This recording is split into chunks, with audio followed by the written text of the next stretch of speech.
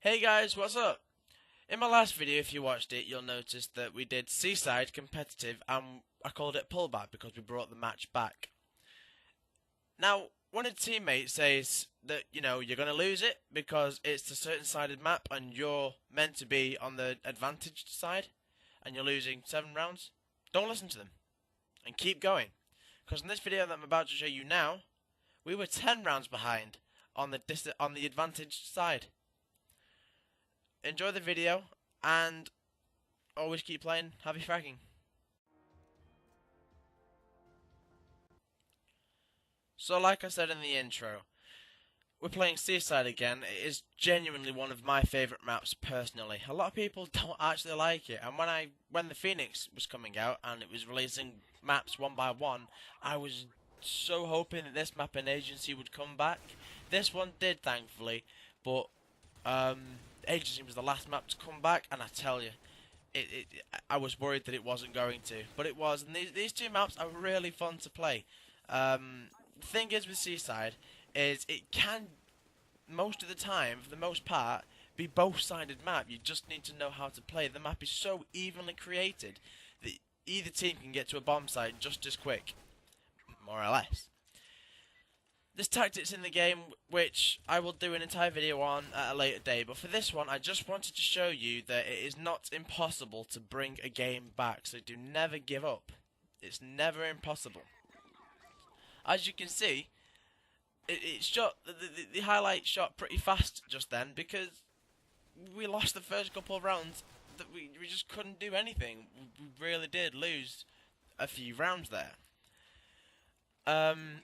We ecoed several times, and we were able to buy up. Now, in my opinion, to begin with, I made the error of, oh shit, this isn't going to go our way.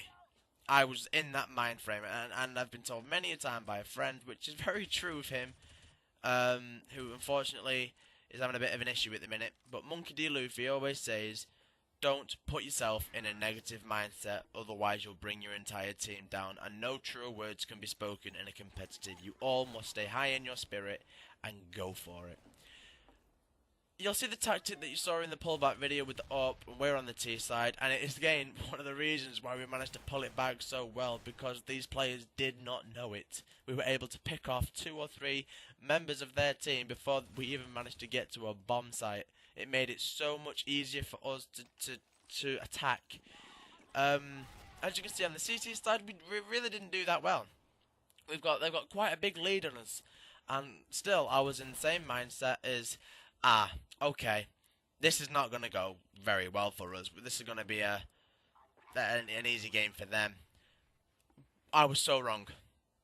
I learnt my lesson not to put myself in that mindset anymore, and I hope that by watching this video, you guys will see where I'm coming from. So that round, we actually pulled one off. We were happy. We got a bit of money, and I managed to find an AWP. So I thought, right, hopefully I'll be able to do some damage with this AWP. And okay, we did okay. This here was more than luck, because he's got a negative and he hits me in the head, takes me down to 18, 19 HP. At that point I thought, well, I'm not going to get another chance to get an AWP shot off. I need to hope that he's been tagged and pull out my PT50, and once again luck was on my side. We were able to get another round under our belt, and the team was able to get a bit of money. So we're all able to buy up the weapons that we are good with, to give us the best advantage and get as many rounds as we could on the CT team. On the CT team, there really isn't that many places for you to be tactical. You literally just have to hold the sights. It's all you can do. That was such a fail. That should have been an easy shot for me there, and I scoffed it. Right, so they've got a good lead on us at the minute. So they're probably feeling confident about the counter-terrorist team. Just never stop. The terrorist team is just as easy as CT. Saying it like I mean it. If you've got players that know the map, and if you play it enough, you will learn certain aspects of the map are a lot easier than one team will find. Now that was an idiot. No one saw him, very sneaky, but he waited too long. He shouldn't have let us get the plant because we got money for that, and he wasn't going to pull it off with all of us still alive. So I've still got a Bison, and I hate this gun. That was more than luck. He mustn't have had armor because he went down way too easy. He must have literally burnt up and no armor, which was the worst thing he could have done. This is a great gap for CT, talking about tactics. If there's one hiding behind the wooden, your friend calls it, providing someone's watching the house for you, that would be a really, really good way to get the kill. And your friends aren't really in that much danger there. So, there you go, the tactic. They just didn't know about it once again. They just didn't know. And we used that throughout the game.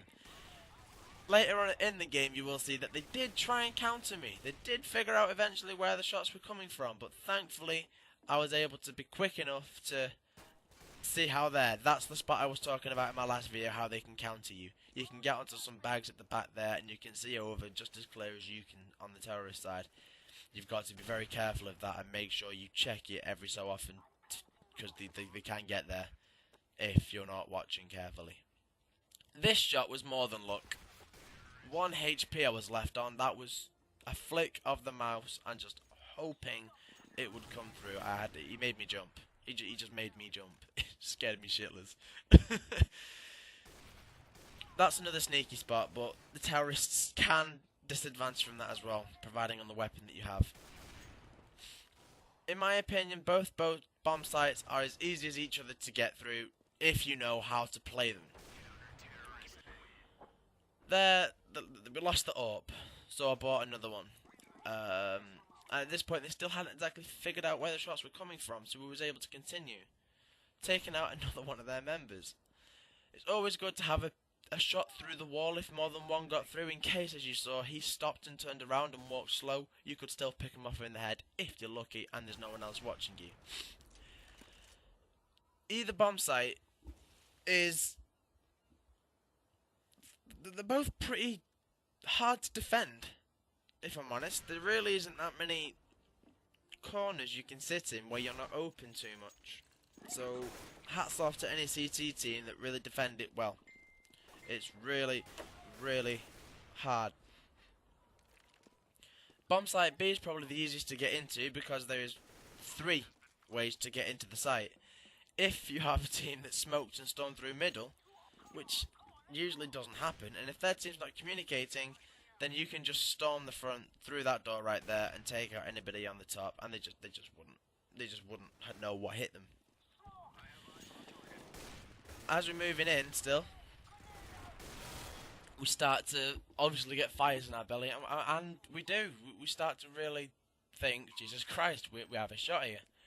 Again, 12 HP. I wasn't expecting him to come there. I heard Alex shoot, and I opened fire as well, and he just came around the corner as I shot, which was lucky.